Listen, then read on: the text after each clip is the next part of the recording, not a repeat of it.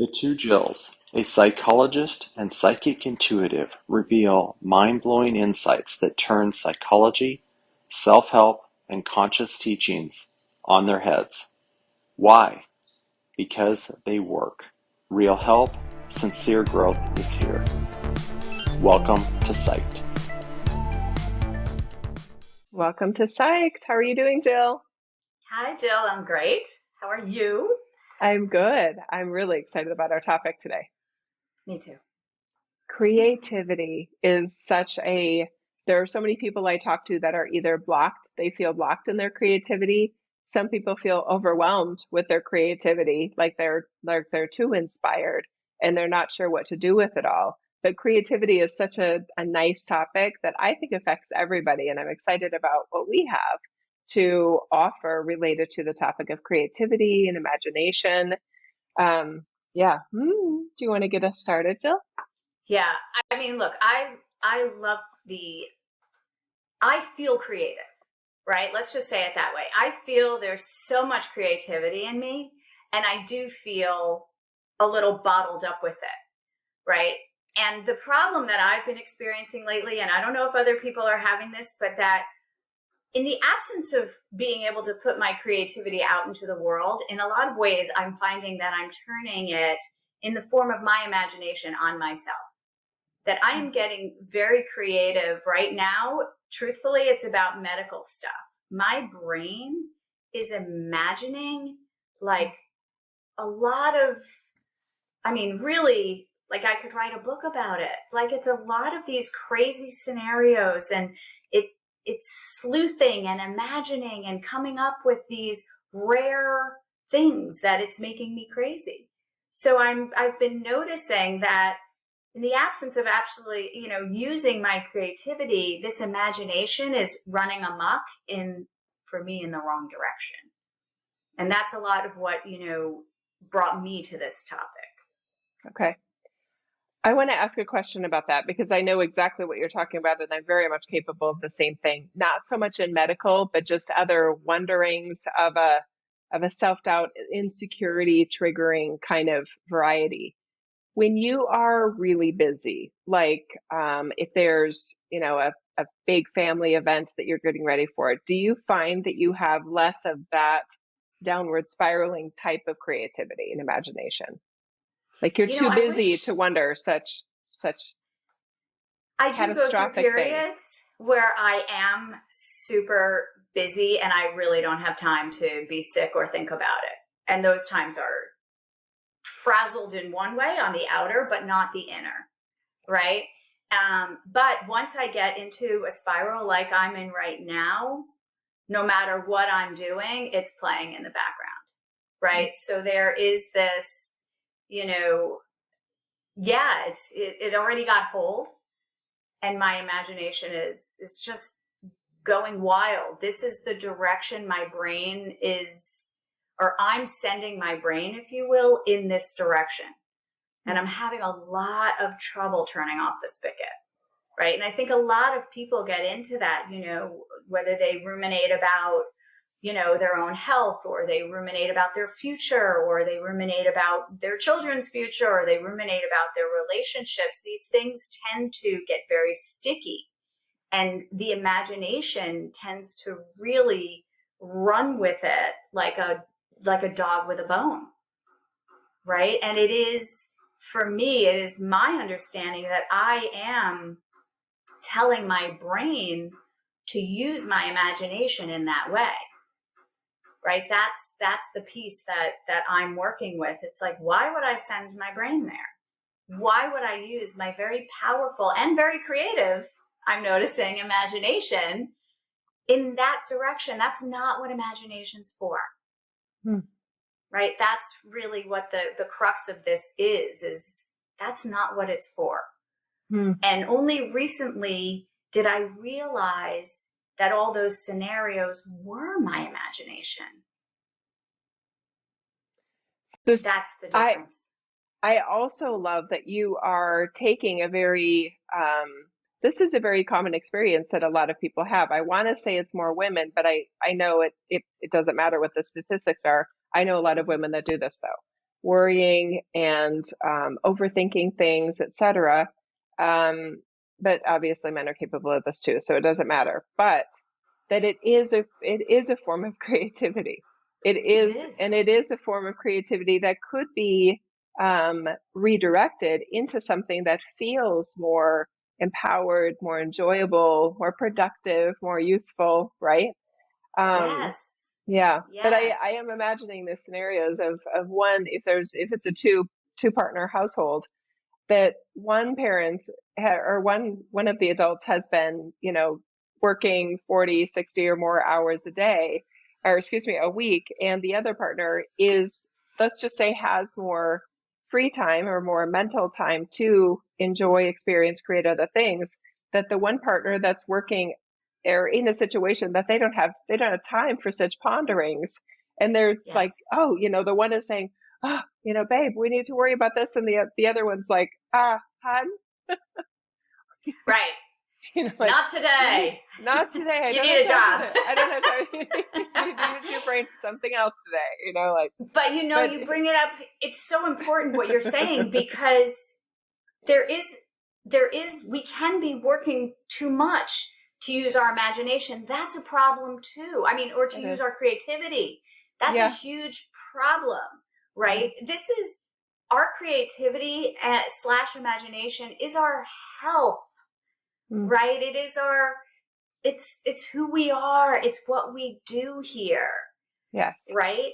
But there are lanes where we're either not getting enough, we're pointing it in the wrong directions. This is like a harness. So for instance, what if you call worry, as you're pointing out, your imagination? What if you stop calling anxiety and call it your imagination? Then what? Right? Because this is a natural part of us. It's not going anywhere, and it's a very beautiful and expansive part of us. But we want to make sure we call it what it is and stop expanding the worry. Stop using our creativity to expand these areas that we shouldn't expand. Right? So because they're not productive and they don't go anywhere useful, right? I guess that would be my kind of they're harmful. They can be harmful, self-destructive and destructive of relationships. And yeah, I totally agree. When you imagine where your relationship is going, or you imagine somebody else doing something that you didn't sanction in your relationship, you start acting on that imagination. Acting on imagination is not recommended. I shouldn't say that. If it's self-destructive. Correct. Or if it's harmful in a relationship, there's a lot of, I wanted to caveat that in a big way, because there's so many positive forms of creativity. Yes. Yeah, I like what you're saying here.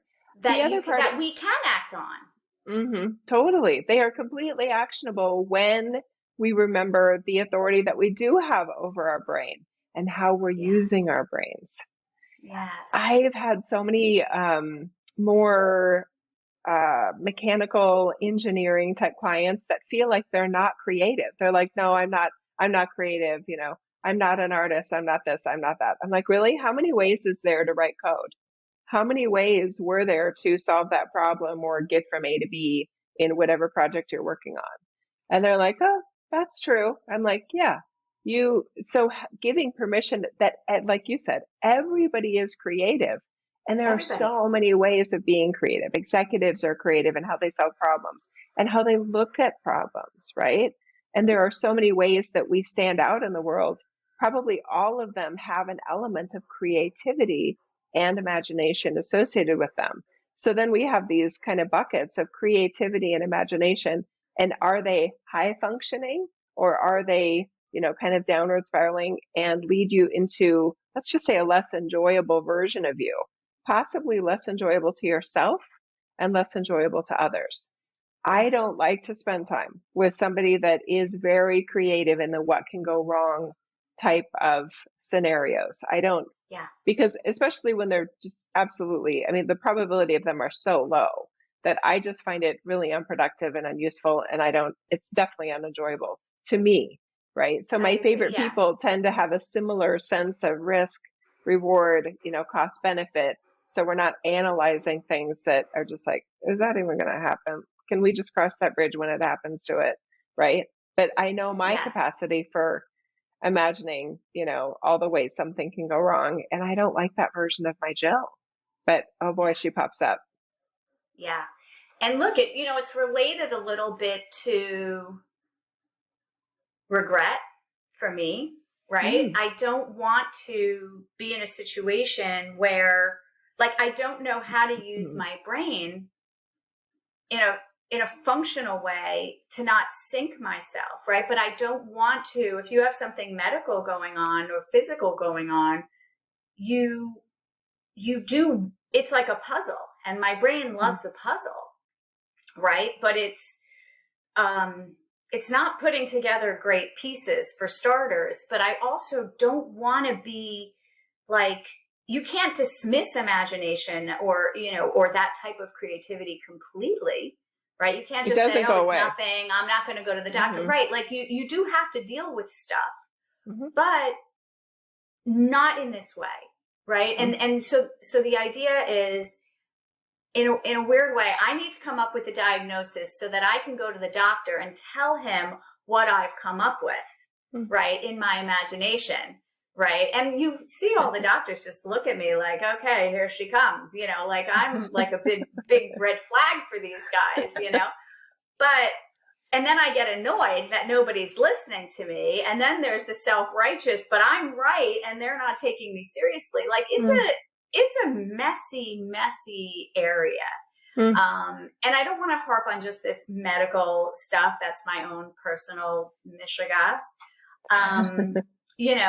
But it is something that if it's our child, right? We're like, something's wrong. We need to go fix that. And you go and you imagine what it could be. And from your imagination, you're deciding who to actually take that person to, right?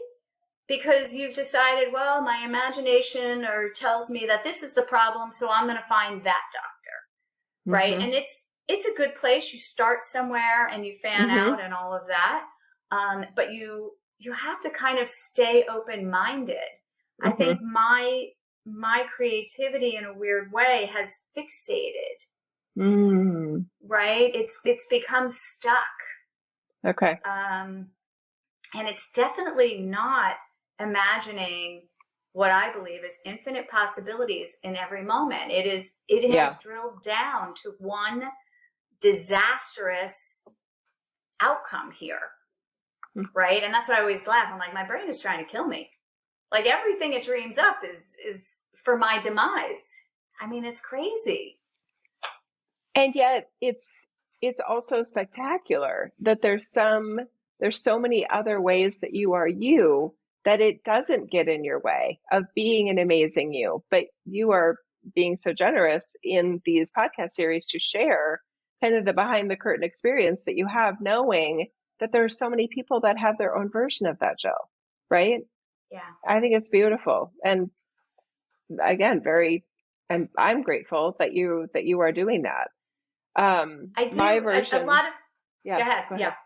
My version of behind the curtain is my idealism. Whether it could be anything. I just wrapped up a retreat with a beautiful group of people, and that type of retreat that we do is at my Jeff and my place in the Central Idaho Mountains, which is just a spectacular place. You've been there. It's gorgeous, right? The scenery is beautiful. Yes, it's amazing. Place is cozy. Anyway, so it's a group of us, and by the last day, as we're driving home and I'm starting to kind of digest, the beauty of what happened, that idealistic side of me is also like, I wish it would have been this. I wish it would have been that. Was it okay that was this ideal picture wasn't met in this way, this way, this way? So that idealistic part of me has a harder time appreciating how magical it was in an unplanned, completely serendipitous way, because the idealist was the planner the visioneer, right? The visionary that came up with the whole idea to begin with. So when I'm planning a trip, my idealism stops me from putting together things because it doesn't feel like it's meeting an impossible standard, right? So it's interesting because your ideal, I love this because it's almost like your ideal is stopping you and my doomsday is stopping you. Like I have an ideal in the opposite direction.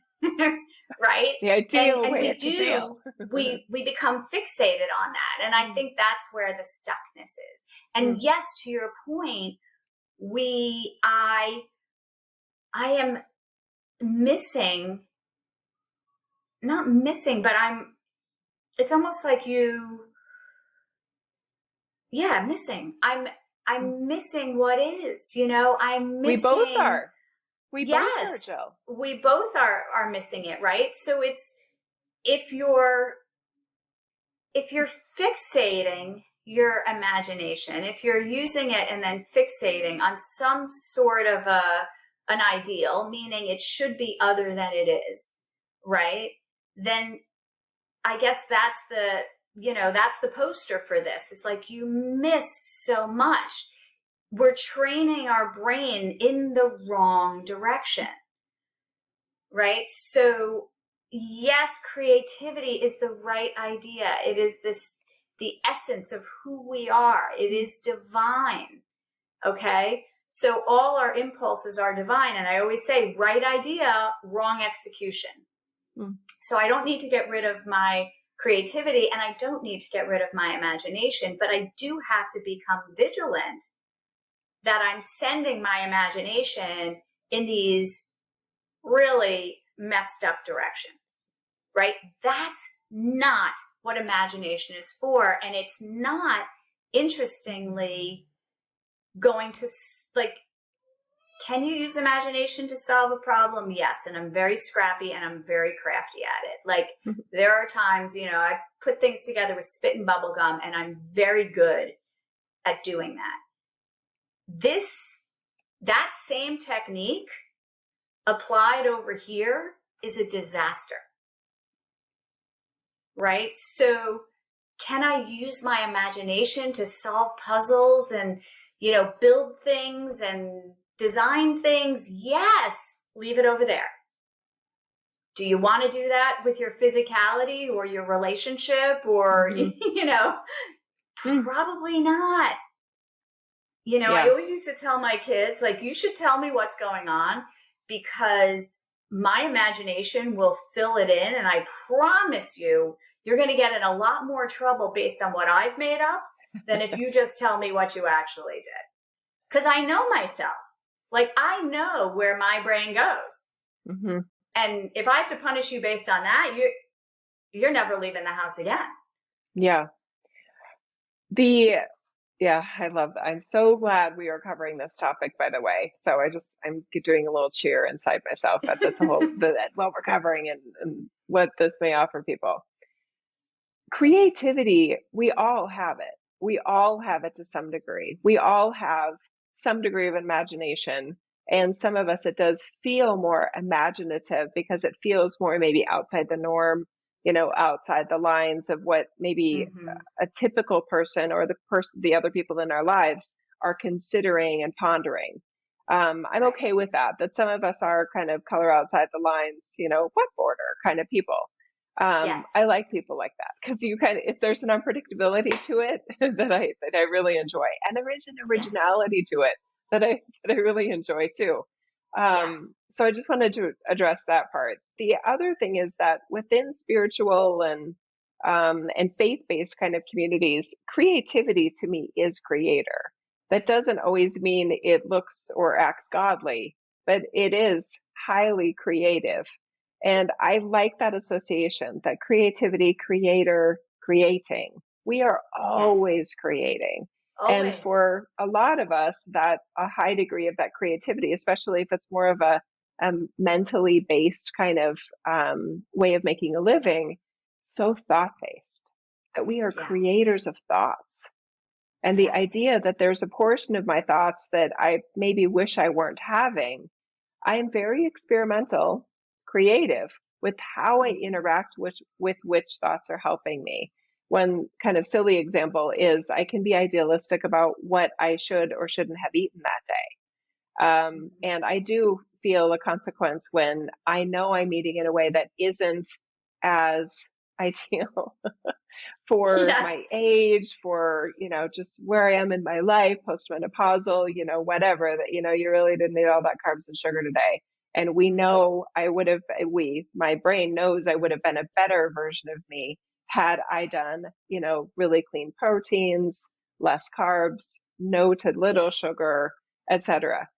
So I know that. So there is this sort of like morning that I can have at the end of the day, right? For a lot of people, this sort of creative thoughts that are mean towards self, or at least unproductive, because the day's over, right? So Yeah. my thoughts of laying there, not maybe feeling as good physically or energetically as I could, it's, well, what did you eat today? And there's a part of me that kind of lets the self-evaluation, go on in my thoughts. And then there's another part of me that just literally, I lay there and I put a smile on my face, knowing there's nothing I can do about that now.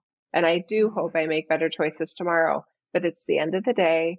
My body needs to rest. I deserve to rest. And this type of self-criticism is helping no one at this point in the day.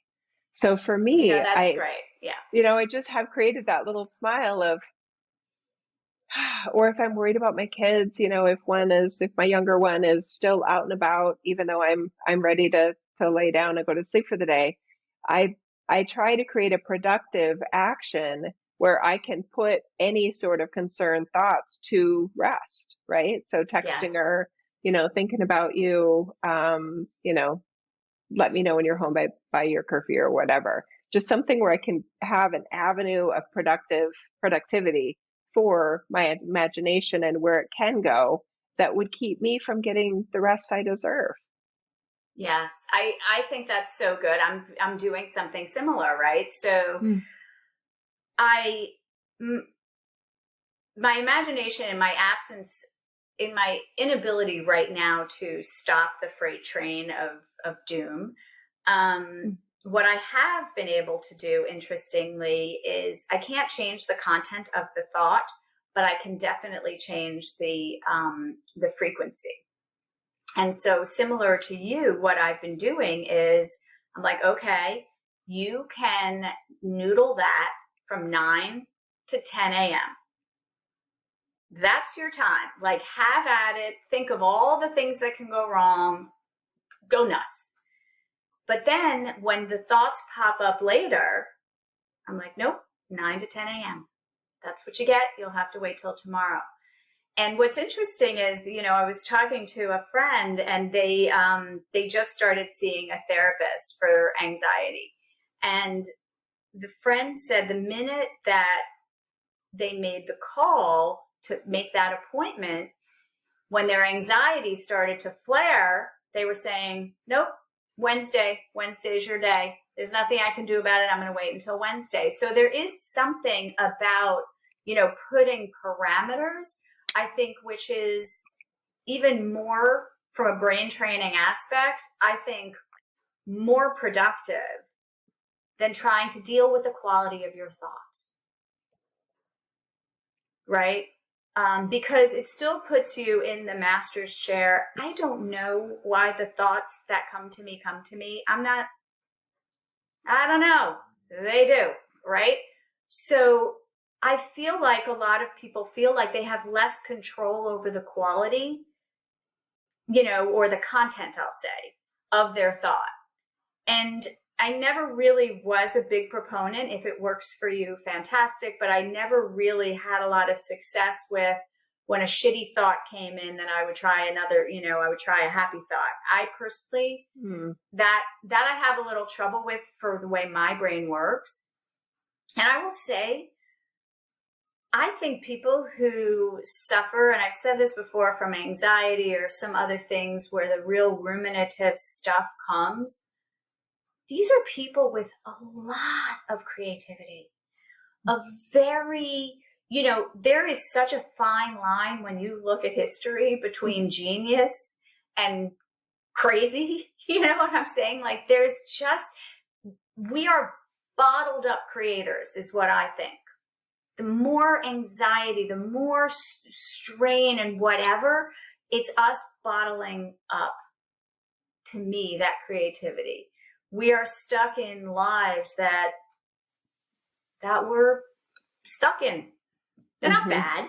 Yeah. But this type of creativity that I feel in me, and I'm telling you, I feel it, there's no outlet for it that I have been able to figure out. So if you're in this place where your brain has, is like a dog with a bone, really give yourself some credit that overactive imagination, that's a gift, right? That's a, I'll call it a skill, if you will. But that level doesn't appear in a lot of people, right? The problem is we haven't figured out how to use the toy. That's fair. And that's, I think, what the issue is. So relegating it to, to 8 or 9 a.m., whatever you want to do, whenever you want to give it its due and let it out of the box and, let it tire itself out a little bit. It just frees up my day. Okay. Right. I like that. Yeah. And I love your strategy about you set a time limit on it. That feels very high functioning as well. It sounds like it's working great. And that's always what I'm looking for. Does it work? Right. Does it work? It does work. I do feel there could be a correlation between the amount of anxiety we seem as a society be experiencing and the amount of free time we have. It is, that's one of the reasons why I asked you the question at the very beginning of, do you have as much of that doomsday, you called it, kind of thinking when you have a lot going on and you're too busy to have that? I do feel there's a busyness factor there. And I wonder if some individuals, that would be a great experiment. If somebody does feel like their thoughts are very preoccupied creatively towards the negative or towards an unproductive positive, that they act busier. They make themselves busy. I know one, the top podcaster in the world, Joe Rogan, I do enjoy some of his podcasts, especially when it's a scientist or some sort of thought leader kind of thing. He admits that one of the reasons he is so, by some people's standards, extreme about his physical fitness routine, he's trying to wear himself out physically so that then he feels more, these are my words, authority over the Joe Rogan that he is. Because if he's not wearing out a lot of that excess energy, he uses it in a way that I think he says, I'm a nicer person when I exercise to these, what most people would consider extremes. Yeah. Right? So I agree with that. Yeah. If I walk 5 miles, I used to do spinning in my late 20s. And even when the girls were little, I would do a spinning class 5 days a week, 5:30 in the morning, and then go to my corporate job. And I think it did kind of get the wiggles out of my brain, because my brain is wiggly. Yes. Right. I got the wiggles out of my brain and probably my body too. I was more physically fit. But then there's a part of me now that can't even imagine doing a spinning class. But a 5-mile walk, I'm an even, because I think I am pretty zen most part. If I do a 5-mile walk during the day, or even just, Samson on his sweet little elderly dog, 1-mile walks, I am a better Jill. So anybody could try anything, but I would recommend something that includes movement, something that includes you being you're focusing on, something else other than your ruminations. Yeah, I totally agree. And I think, to your point, I think that's why I'm so dogged right now, is because movement is the problem. Like, my body is so uncomfortable. So I think that's why it's spiraling, right? Like, there's just not a comfortable position. I'm buying every chair I could buy, So I do think that the body does hold a lot of this stuff, and it is, I think, to your point, I think there is a relationship when I can't kind of off gas it, because physically, it's just painful. It's painful to just get around. Do I still do it? Yes. But while I'm doing it, I'm ruminating because I feel every step just hurts my back or whatever. I don't know. I'm boring today. Sorry, everybody. I'm just very, No, very you're boring good. with my I'm just stuff. wanting to give you a hug and offer compassion it's like, yeah, I mean, today's a good day. I actually feel very good today. I got up. The other thing that I think is important, kind of like getting back to the topic, I'm not going to talk about my shenanigans anymore. But I think, with creativity, we don't always have the luxury of, I'll say, free time or, and so I think going back to your creator, energy, right, that you were talking about before, is that we are not acknowledging, right? So we're saying, just like anxiety is imagination, right? We're saying if you're working all day and doing something, your brain is kind of dismissing it as creator energy and then saying, in order to be a creator, you have to find something, look for something, carve out time for something. I don't think that's realistic for a lot of people. No, it's not. So I would say, let's look at your life and acknowledge the creator energy in your life. Everything you have or have done, you've created that. And to change our relationship with our creator energy and with our imagination at the same time. So the imagination is more about content. The creativity itself is what we allow to look at your life creatively and see what you can allow yourself to honor as creative. And it is kind of what you were bringing up before. Like, why is solving a math problem not creative? Yeah. Right? Why are we terming some things creative and some things not? And really it's all creative or none of it is. And so I think if we belly up to that aspect, right, then we won't feel the lack. I totally agree. Right. So we're creating and feeling the lack as a creator because we've just misjudged via the brain what creator energy, creativity, and imagination is. I totally agree. So what I hear you saying is when we redefine creativity to be a broader context of really so much of what all of us are in each day of our lives, each moment of our lives, each, experience of our lives, that there is so much authorship there. There really is. And we're missing it.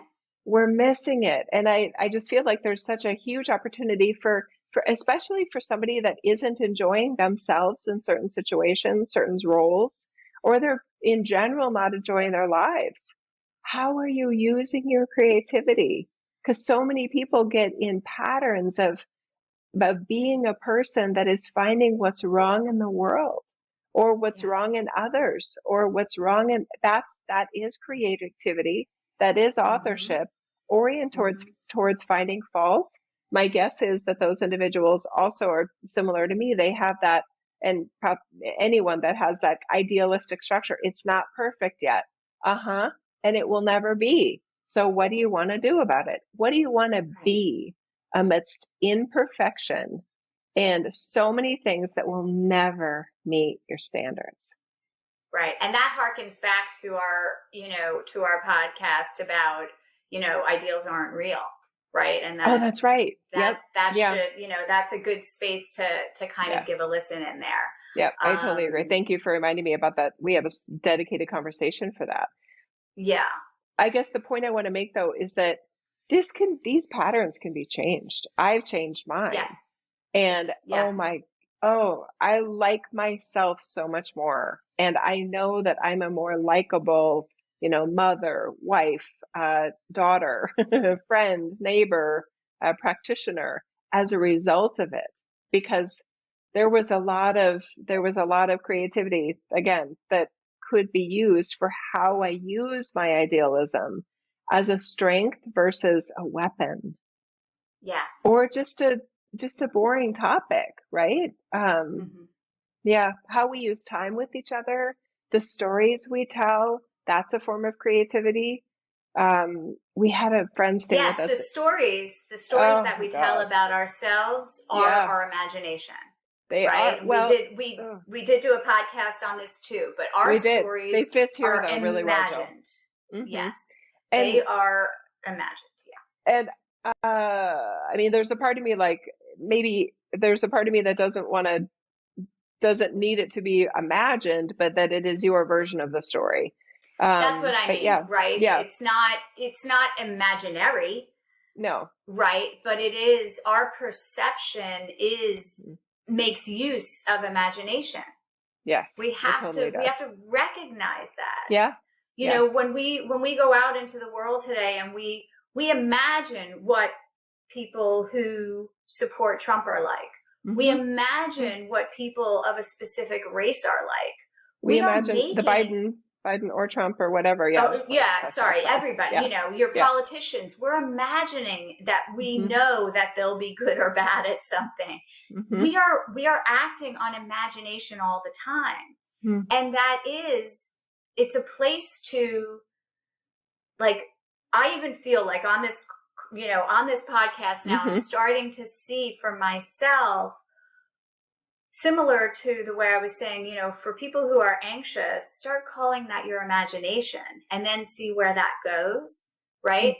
The other part is look at it as your creativity, right? Like, start to call in, because really what you're doing is you're not saying, look what I created. That's not what you're saying. You're saying, you're saying, look, I create.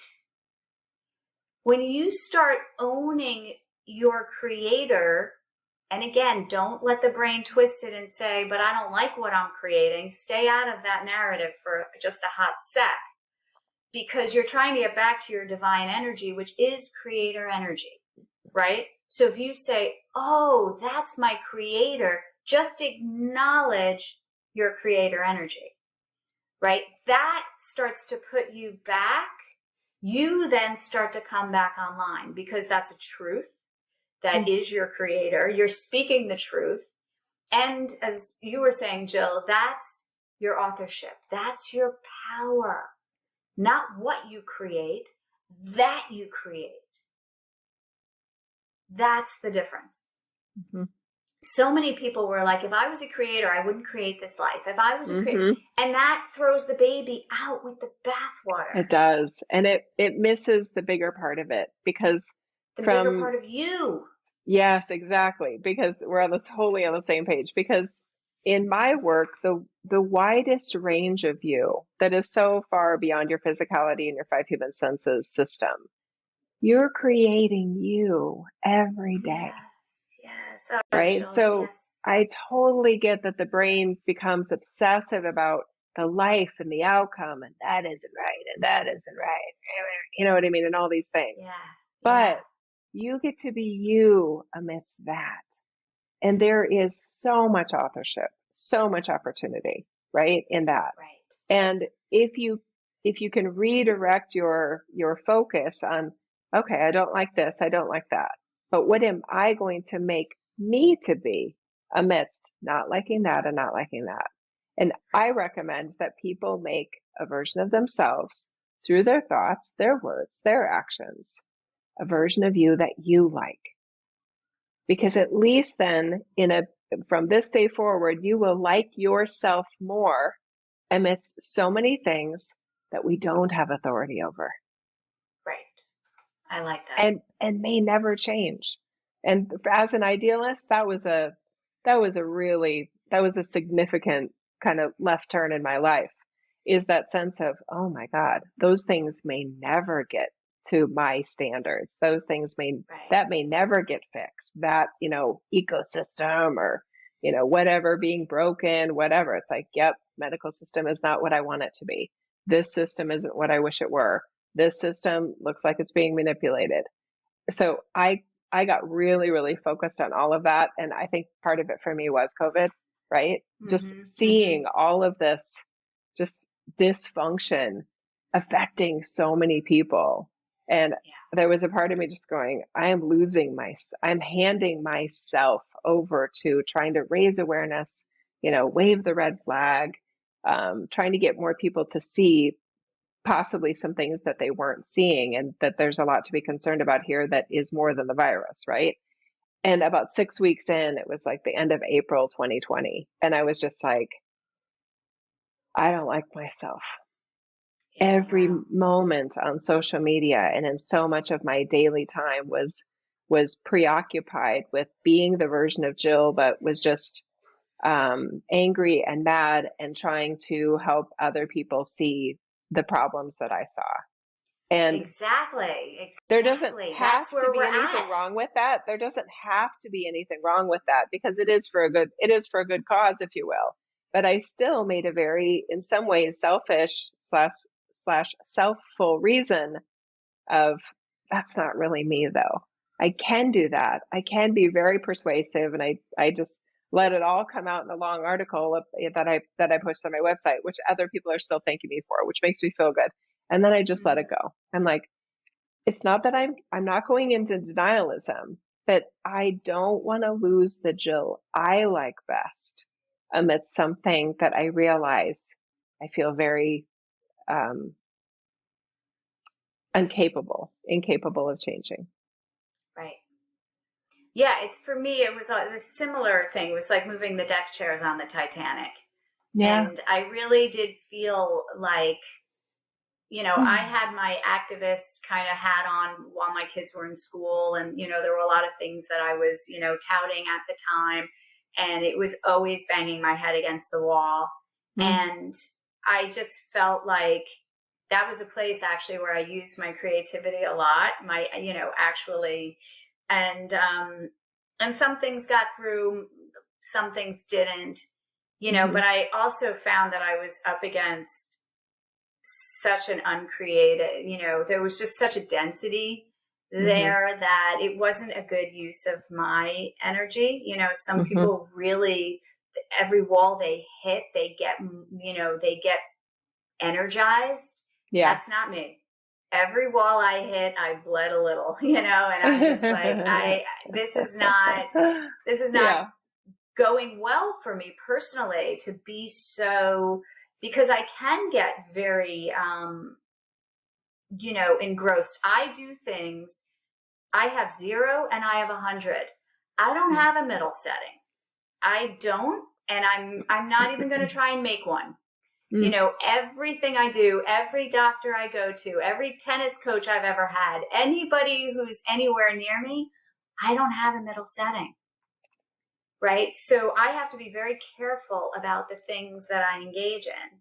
And that's why me, kind of doing this, everyone's always telling me, my physical therapist is like, do less. I'm like, I don't know how to do less. So I do until I can't walk because I've hurt myself now, she's like, you can't keep doing that. So it is, know yourself, right? Honor yourself. Don't go after creative things because they have the right tone to them, or, check in. I think that the essence of this, what we're doing, is there's an outward expressed creativity, but there's first the understanding the parameters of the creator that you are. It's first you. It's like you have to make peace with the fact that you, like I said before, you never want to stand there and say, if I was a creator, I wouldn't create this, right? I really want to harp on that for a second, because that shuts down your creator. Because if this exists, you set up a dichotomy where if this exists, then you don't want to be a creator. Okay. And you can't exist well in this world without acknowledging that you are a creator. Right? It doesn't go well here to deny who and what you are. So And don't look around. Go ahead. No, you finish. Go ahead. Don't look around. So don't look around at the shit that you may be looking at and say, I didn't create this and I don't know how to change this, ergo I'm not a creator. Don't get lost in that brain loop. That's a really damaged loop. Yes. So first go ahead. You become you find a way to look at your life as the creator, to look at yourself as the creator in what we're talking, the divine sense. Right? All right, go ahead, Jill. I think I like it. No, I love it. And I was listening intently because I saw myself in what you were saying. There is a part of me that can and does spend time on, that isn't what I would have created, right? And then I at some point got creative and explored this idea of, but I don't have to let myself be as defined by that system or whatever that is not being what I would have created. I can give myself more autonomy from that and more independence from whatever that is that I do feel is important or needed for society or whatever. I gave myself more distance from that. Doesn't have to mean as much to me personally, right?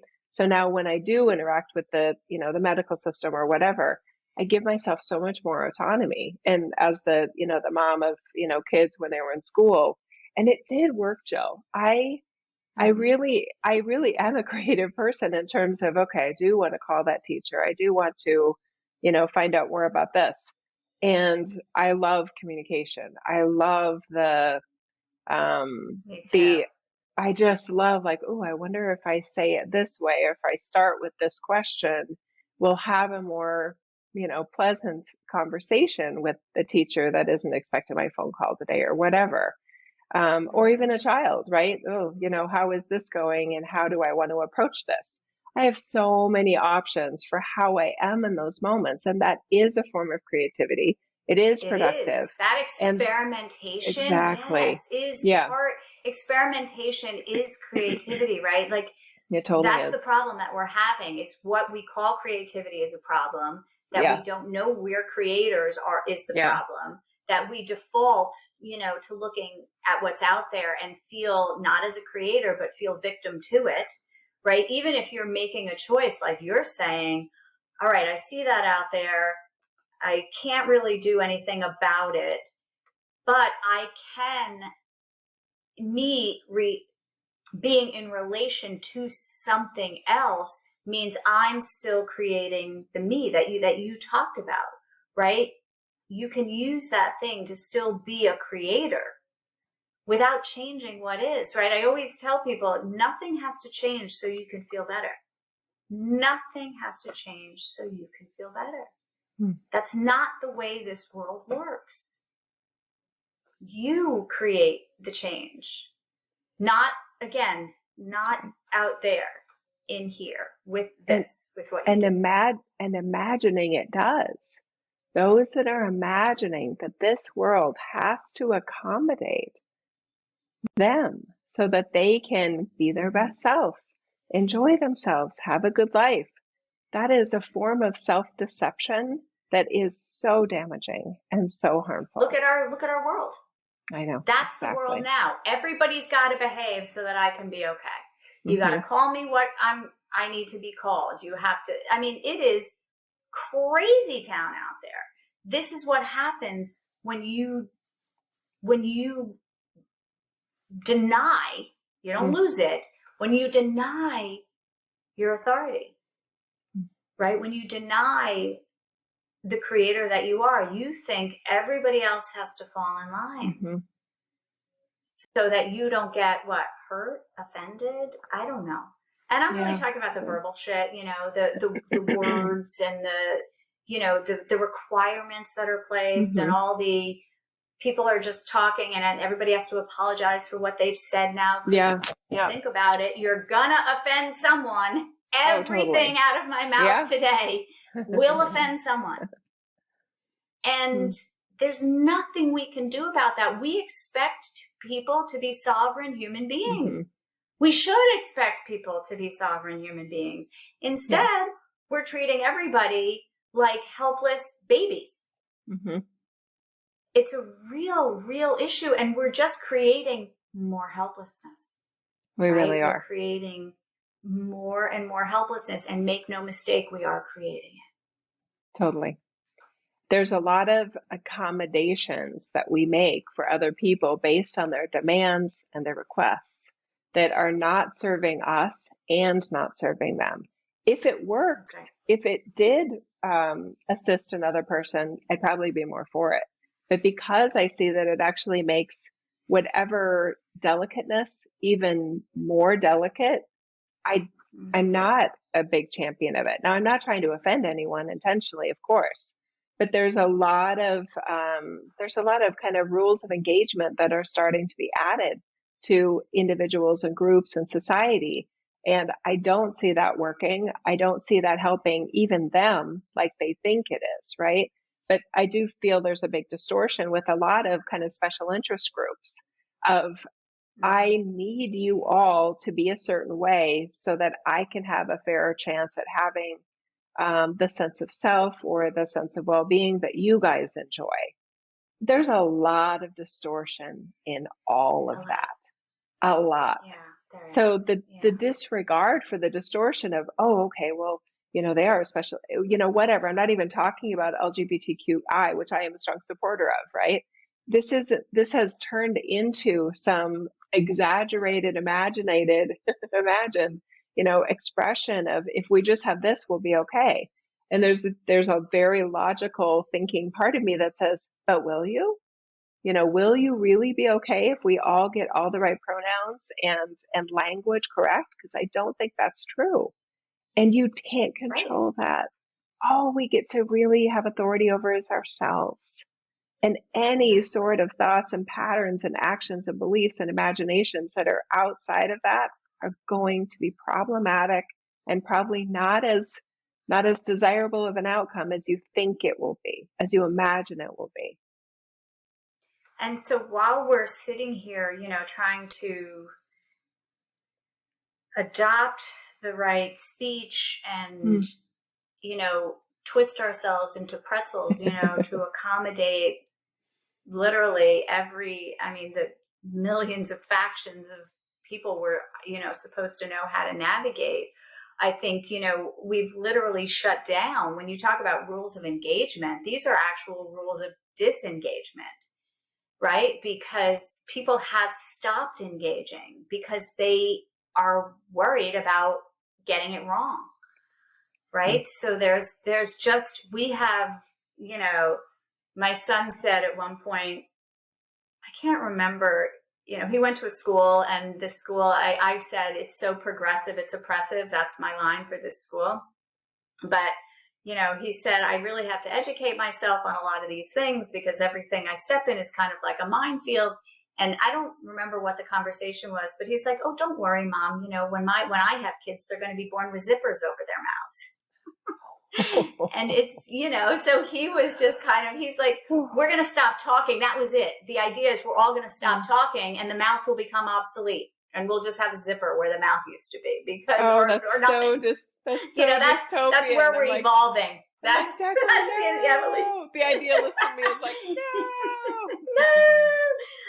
no. But the point is really more about communication, right? We've lost the art of communication.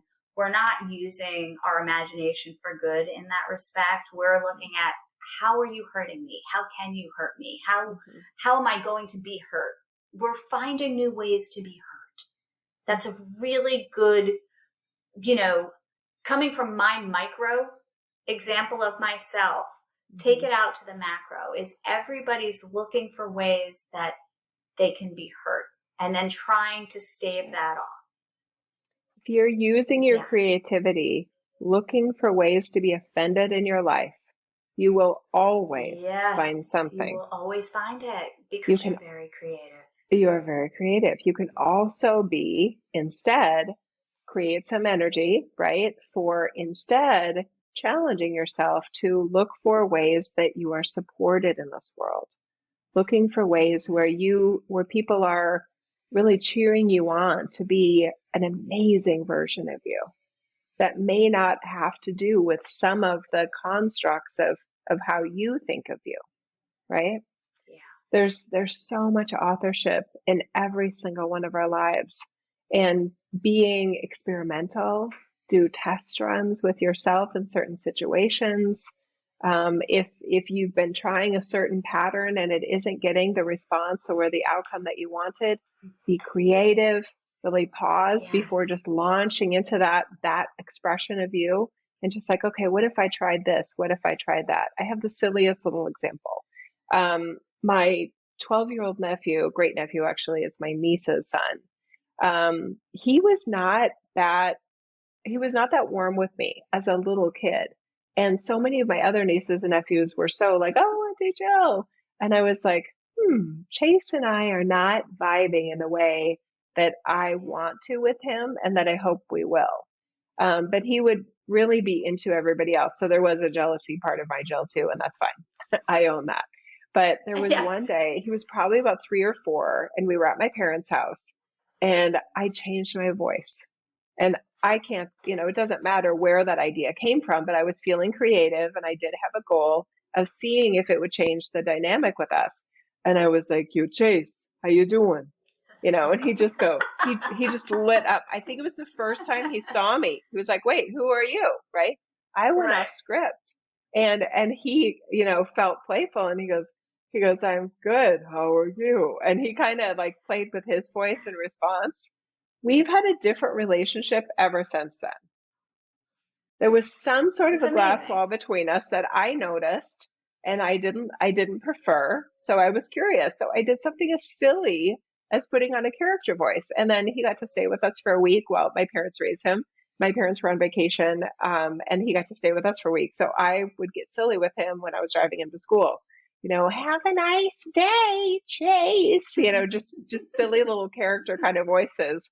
And he was like, "Oh, Jill," and he would roll his eyes. Right. And then I Yeah. was telling my daughters about this, that I had so fun with, anyway, I'm just telling silly stories. And they said, "Oh my God, you're such your dad." Because my dad does that. Yes, it's He great. just, he gets silly characters. He'll be like, he's just like he's a zombie kind of guy. He's just silly and playful, and he makes us laugh. And he's made my life so much more fun than I think it would have been. So the fact that I Yeah. am naturally somehow embodying my dad in this case makes me happy. I love my dad. I love that. That is very cute. I love this idea of the glass wall. I may blog about that because that is kind of what's between us all, right? It's like, I see you, I can't get to you, there's just this like, there's something there, and I like this idea of what you're saying is like, just do something different. It actually doesn't take a lot of thought. And most of my things, when I'm not coming at it with like a pre-existing belief that I've tried this before, we've been here 1,000 times, nothing new is going to happen, right? When you come into it with creativity means I know what I've done in the past and none of that's worked. So I'm just going to flush that kind of down the toilet, but I'm not going to flush the idea that something could change down the toilet, right? I'm going to bring myself back online and I'm just going to like freeform it, right? And so many people are afraid to do that right now because of all the stuff that's going on. But I remember once my daughter, we tracked their phones when they were younger in high school. Actually, we all know where each other is in the family. We're a But stalker family too. We're a stalker, but her phone was in like a bad place when we looked it up, and she wasn't home and her phone was in a bad place. And oh no, this was the following morning. Okay, she didn't come home and we woke up and she wasn't home and we tracked our phone and her phone was not where you want to see it.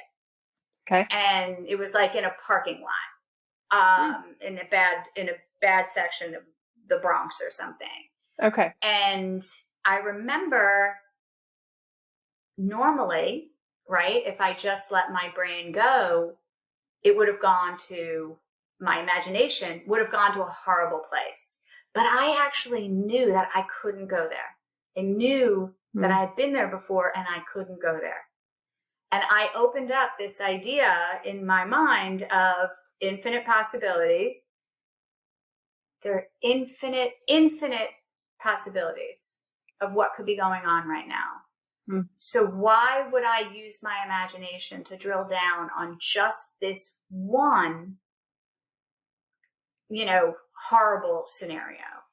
And when I did that, I was calm. Everything changed. I just had no dread. Her phone had been stolen and she had no way of contacting me. That's what, we found out like maybe 2 hours later, so I did have to sit in my space for 2 hours, but I was like, when you don't go to the place you normally go, something new happens. You don't realize how many times you've gone to that place for different reasons. You end up in the same place, right? Anxiety isn't about this and about that and about this and about that. It's just you go to the same place with each new occurrence. The place is the same. The trigger is different. So when you stop that, you are opening up some mental real estate that you've never had access to before. And it is peaceful and it is creative. That's your creator space, right? In the absence of reactivity, because reactive and creative have the same letters, right? True. So those are your two choices. If you're not being creative, you're being reactive, and they are mutually exclusive. Right? So if you've done this before and you've been down this road already, stop. That's not using your creator. That's same shit, different day right there. And you know where it goes. You can tear up that Bringing your script is the language I like to use. Yeah. What is it? You can tear up that script. You probably handed it to Tear up yourself that script at some point along the way. So if you keep rewriting your script, you're probably, especially if you're creative and you like to be original, you'll probably enjoy yourself more because you don't know what you're going to be in the next moment either in some way, especially if you have a boundary of just being a healthy, high functioning person anyway. You'll probably be more dynamic, more enjoyable to yourself, and perhaps even more enjoyable to others. Yeah, it doesn't have to be. When you're not reacting, right? When we react, we get annoyed at ourselves. Right? Because it just doesn't feel right. And we get annoyed at ourselves, not because of what's going on, but because we didn't choose to be creative. We chose to be reactive, which we've chosen a million times before. So when you say, you start to like yourself better, you do. Yeah. You actually do, because you've freed something in you. The creator. I mean, it's magical. You freed the creator, right? So notice the reactivity versus the creativity. I like that. We haven't talked about looped programs, but I do want to make the connection right here because I like that you're talking about reactive. To me, the reactive us reacting experience tends to be a looped program. It's not original. It's a stored response in a way that we've been taught or we've created, and it's just in there as a loop that we can just keep. Oh, this is where we hit play on that loop. And there may have been creativity at one point in our life with it, and it possibly got an outcome that for some reason we liked. But especially as we become adults and we become even more, hopefully mature adults, emotionally mature, balanced, centered, wanting good things for self and others, a win-win situation, that you have better authorship for what response you want to make that might be totally original in that moment, including not being offended, not being triggered, not taking things personally that may have nothing to do with you. And many people don't feel like those are possibilities. They don't. right? Well, they don't feel like they're exactly. Yeah. possibilities. So when you do it, it is earth shattering. It is It brain is. breaking. That's what It it is. is. Because you never considered this possibility that you didn't have to be offended. Yes, that's right. Never considered it. I've watched, this is a guilty pleasure, and I'm admitting a vulnerable thing that I will probably be judged for it. I accept the judgment. I've been watching reality TV since it started. I watched the original Real World when it was on live on MTV. All the gang that was in New York City, Julie, Men in the House. Mm-hmm. I really was fascinated by the process of these strangers coming together and being filmed and what they would be, and how they might change as a result of experiencing these people from different, cultures and different upbringing and different passions and goals. I love sociology. I almost changed my major to sociology until my dad said, "You'll never get a job with sociology." And I'm like, okay, never mind. Anyway, so I love people and communication and dynamics and interaction.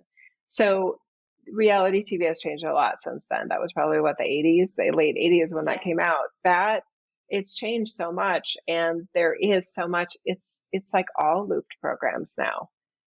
All of these orchestrated types of reactions and responses and engineering behind the scenes and direction and et cetera. There's a huge part of me just going, wouldn't it be interesting if there were some sort of a situation where they could bring someone in and just almost like do an authentic, almost like a counseling session. Jill, wouldn't it be incredible if you and I were invited on the Real Housewives? Yes. and could commentate like a sports announcer on, okay, this is Tamra, losing her shit again because she feels triggered by this. And wouldn't it be interesting if she realized she didn't even have to do that? It's just a commentary. Because the debrief of and the expanded ideas that are available in these patterned reactive behaviors and how much authorship we can have over ourselves, that even someone saying or doing something that is all the alarm bells to some layer of us, that we can create a version of ourselves where there is no fire alarm going on. We can literally stay calm and peaceful in ourselves, completely being aware of what they are doing and not having any of the emotional, well, she did this, so I had to. Or he did that, so I had to be this version of me. No, you didn't. And you know what else doesn't have to go in that space, which is another place people get hung up, where they try to get to that space by looking at the other person and saying like, oh, they must they must have had a bad mother, so I'm not going to, there must be a reason why that person's doing it, so I'm not going to respond. That's not the same space, right? That's already using some sort of a rationalization to, and it kicks in some other form of program, but it's not what we're talking about, right? No. That's still within a program. Yeah. So when you actually are looking at someone and they're going bananas, I might have told this story and I don't remember, but I was on the subway and I was staring out into space. I must have been staring at the woman across from me. She looked at me and she definitely wanted to fight. And she's like, "What are you looking at?" Super, super angry and aggressive. And it kind of like just shot me out of whatever reverie I was in, but I didn't have time to think or do anything. And I just looked at her and I said, I really like your blouse. It just, the whole thing just went away. Right? But if I had been like, oh my God, she's attacking me, I need to attack her, like this, if I had gotten into it, that space wouldn't have been there, right? And even if I would try to say, don't react to her, she's had a hard life, I would still be running the program. I just wouldn't be visually acting on it. right? So in that moment, there was no program. There was no rationalization. There was no, I should do the exact opposite of what she's doing. There was none of that. There was just, somewhere in that case, I didn't have enough time to run the program. But if the program wants to get out, just say, I see that, I'm not doing that. You don't have to decide what you're doing. Just don't do that. And then you come online, and what comes out of your mouth, I'm just telling you, is usually magic.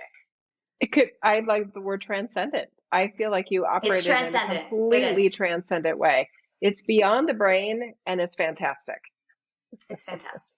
Utilizes the brain, but doesn't source from the brain and its file cabinet of what you've ever done before. I know we're starting to wrap up here. I love, you have told that story again. It fits so perfectly here. I love that. I love that you told it, and it could, because it's so perfect.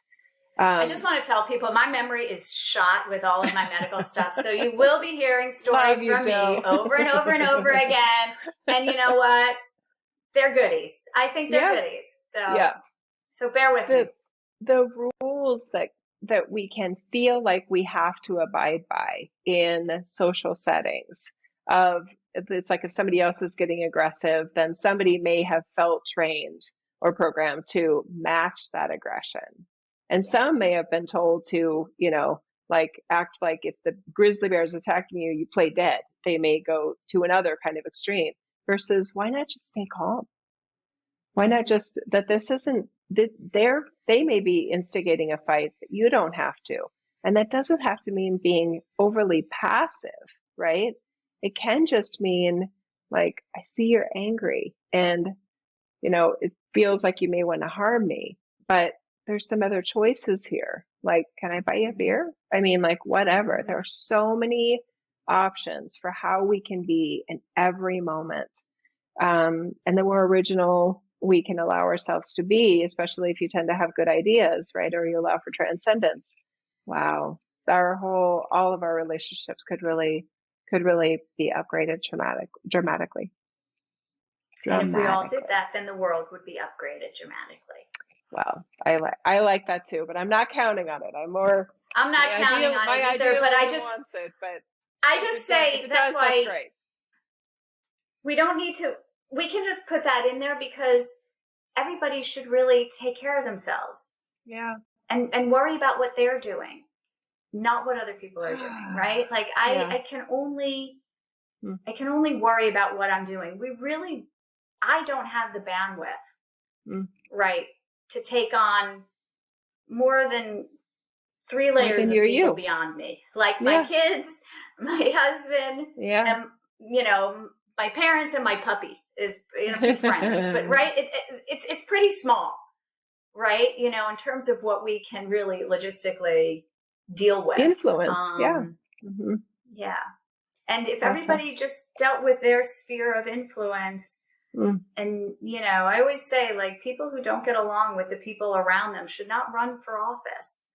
They shouldn't do public shit if your life's in shambles. You should really probably focus on that first.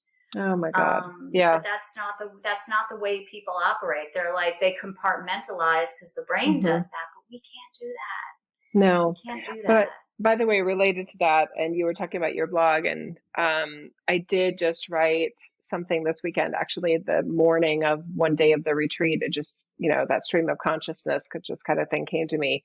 It does relate to exactly what you're talking about, kind of the political arena, and perhaps some original ideas for how to navigate those as a citizen, as an individual, with less hate and less antagonism towards those who are on another side of anything that you have. And I think it came through really good. So I'll link that blog post in the description of this episode. Okay. Maybe next week we can talk about getting stupid, because I think there's a big piece in here, of just getting stupid. That is really a functional way to handle a lot of this stuff. Okay. So I'm maybe curious. we can, Because that's maybe not we normally can where my brain would go to. Yes, we need to maybe get, we can put we need that to in the get more queue a little stupid. bit. Okay. We need to get I'm more curious. stupid, believe it or I'm not. definitely curious. Knowing that I love you and I trust you and I respect you so much, there's like, what does Jill mean by getting stupid? Yes, it's a little What bit of is a she hack talking that I use that helps me a Okay. lot. I like it. We should Yes, probably let's- wrap this puppy up. Yeah. I think we managed to. I mean, I think creativity ran through the whole thing, right? Creativity I do and too. imagination, I think, ran through the whole thing. So Mhm. I feel complete. Love you so much, Jill. I'm so glad we I did love this you today. too. Thank you for this experience Yeah, me with you. too. So fun. All right. Bye-bye, everybody. Oh, thank you for Bye. sharing. If you enjoyed this, thank you so much for sharing it with 2 people.